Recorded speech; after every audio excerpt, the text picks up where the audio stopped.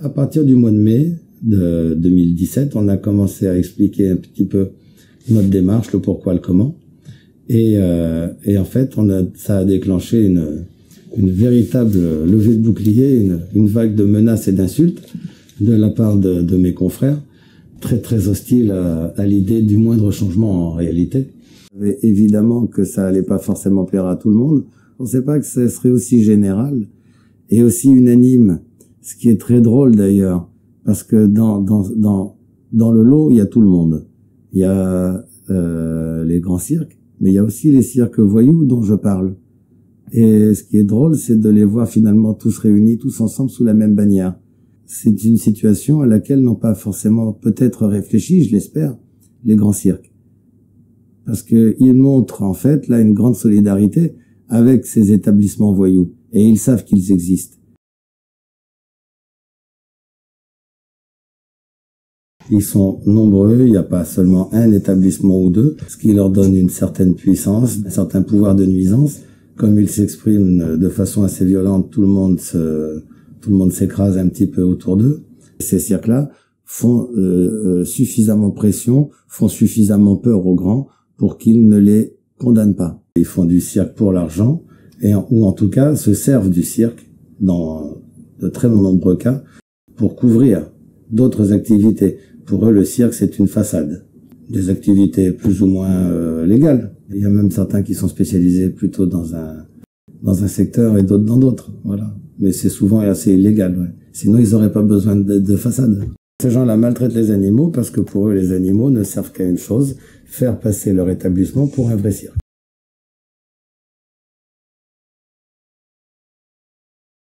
Dans le métier, même si on les voit pas, on sait que ça existe. Et on sait que ça se passe comme ça. Parce que c'est la norme du métier.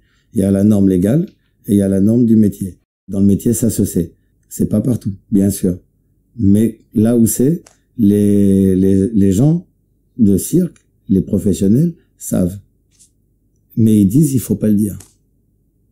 Il est là le problème. Elle est là la grande hypocrisie. C'est bien beau de bien traiter ces animaux à soi, d'aimer ces animaux à soi, mais que d'un autre côté, on ferme les yeux sur des situations dont on sait qu'elles sont catastrophiques pour les animaux et qu'on se désintéresse finalement de leur sort. C'est pas aimer les animaux, c'est aimer ces animaux, aimer son outil de travail et le défendre. Mais c'est pas aimer les animaux. Aimer les animaux, c'est être sensible à ce sort terriblement douloureux que connaissent certains animaux dans certains cirques. Et encore une fois, je veux pas généraliser, mais ça, c'est intolérable. Et alors, quand j'entends certains guignols raconter à la télévision qu'ils font le ménage dans la profession parce qu'ils ne tolèrent pas les brebis galeuses, ils me font bien rire. Je les invite à en dire beaucoup plus, à expliquer, à dire des noms, à dire qui ils ont enfin empêché un jour dans leur vie de sévir et de maltraiter les animaux. Ça c'est une grande question, une grande énigme. Parce que moi-même, André-Joseph Bouglione, j'en ai jamais entendu parler dans le métier.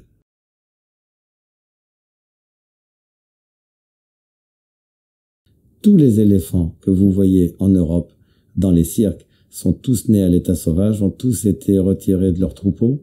Soit les parents ont été tués dans le but de récupérer les petits, soit ce sont des orphelins qui ont été récupérés. Le débourrage des éléphants est particulièrement violent, odieux même.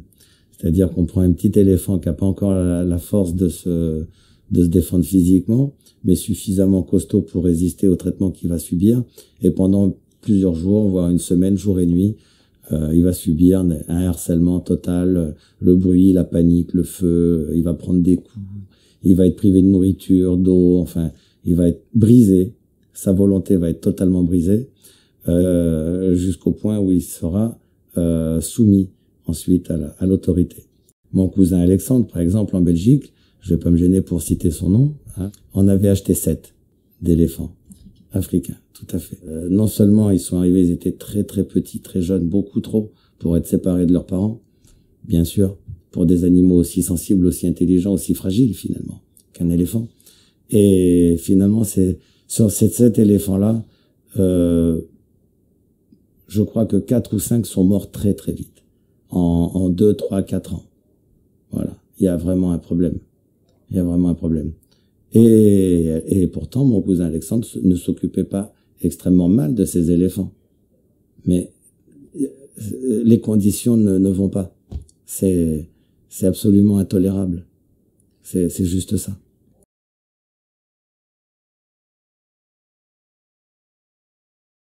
Mais nous, les cirques, en fait, là-dessus, on sert à rien. Il y a certains circassiens qui se vantent de faire de la protection. De la protection, quand on protège des animaux qui ont vécu ces vies-là, c'est un petit peu compliqué, surtout qu'au départ, on est à la base de cette situation. C'est le divertissement du public. Il y a quelque chose de profondément aujourd'hui immoral par rapport à ces espèces, un manque de respect de ces espèces-là. Leur vraie place est dans la nature, et si on veut les voir, autant les y laisser et aller à leur rencontre, nous, si vraiment on veut en arriver là.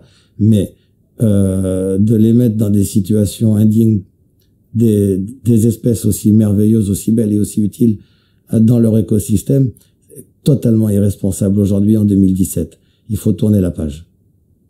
Et tant mieux si les enfants, grâce à ce renoncement, peuvent aussi ouvrir plus de livres. Je pense qu'il n'y a que du positif finalement dans tout ça.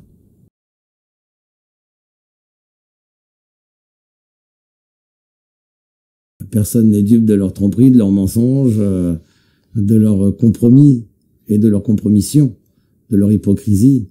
Tout sonne comme de la com et rien n'est réel derrière. Ça se ressent. Vous savez ce qu'on dit? Les paroles s'entendent, hein, mais la pensée se voit.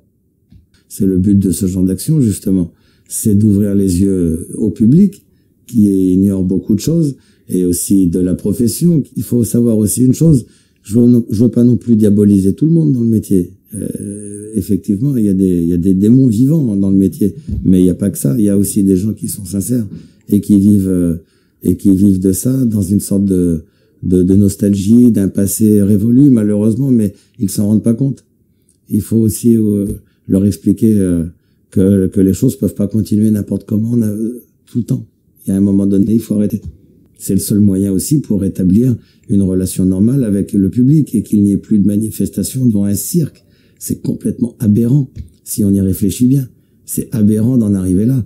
Il n'y a plus aujourd'hui un établissement qui peut s'installer quelque part tranquillement sans avoir de manifestation devant son cirque pendant les spectacles. Quand on respecte son public, on tient compte de ça. Moi, c'est le conseil que je leur donne. C'est au contraire d'ouvrir un petit peu leur esprit et d'essayer d'être un petit peu plus relax. Parce que on est déjà dans une société violente. Nous, on fait du spectacle vivant. On n'est pas là pour attiser la haine, cliver la société. C'est totalement contre nature. C'est pas la vocation du cirque. Le cirque, c'est un métier populaire. C'est un spectacle pour tout le monde. Voilà. Il y a des gens qui s'appelaient, des gens qui s'appelaient pas. C'est pas grave après. Mais causer un malaise à des gens qui, au départ, aiment le cirque, viennent voir du cirque et puis ressentent un malaise, là, à un moment donné, il faut dire stop.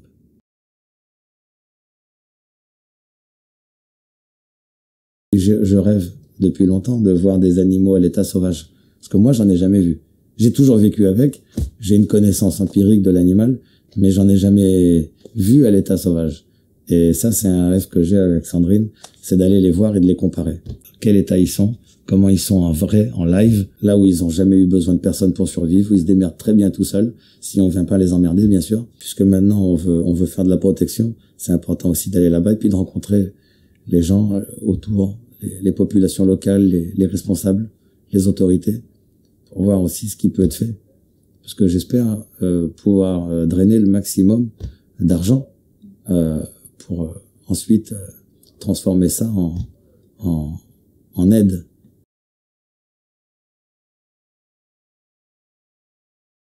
Ils me le disent par milliers de messages tous les jours. Merci d'avoir arrêté les animaux dans votre cirque. Ce sont souvent des gens qui allaient avant au cirque traditionnel animalier et qui aujourd'hui n'y vont plus. Ils ressentent le malaise de voir ces animaux magnifiques qui sont menacés d'extinction et là, exhibés comme des clowns. Il est là le décalage. Le public pour un cirque traditionnel sans animaux, aujourd'hui, en attente de ce cirque-là, qui n'existe pas encore, il est plus nombreux que le public du cirque traditionnel animalier. Moi, c'est le pari que je fais.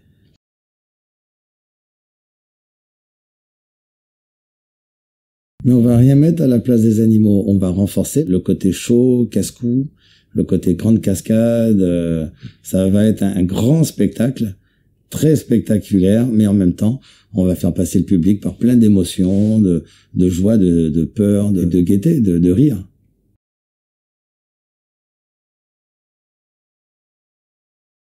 Les plumes, le cuir, plein d'éléments vont être gommés enfin, on va y avoir un cahier des charges végan pour la création des costumes. Tout l'ensemble sera transporté dans des containers maritimes, donc c'est recyclable et c'est d'occasion. Il y aura aussi une production d'électricité vraiment écologique et aussi une centrale de production électrique solaire qui pourra fournir à peu près 30 kW et qui va alimenter le village éco. Il y aura des exposants, des artisans, bien sûr. On va privilégier les circuits courts et des entreprises qui développent des technologies écologiques. On débute en octobre 2018 avec un éco-cirque 100% humain. On va faire une tournée dans toute la France et on espère vous voir nombreux. À bientôt.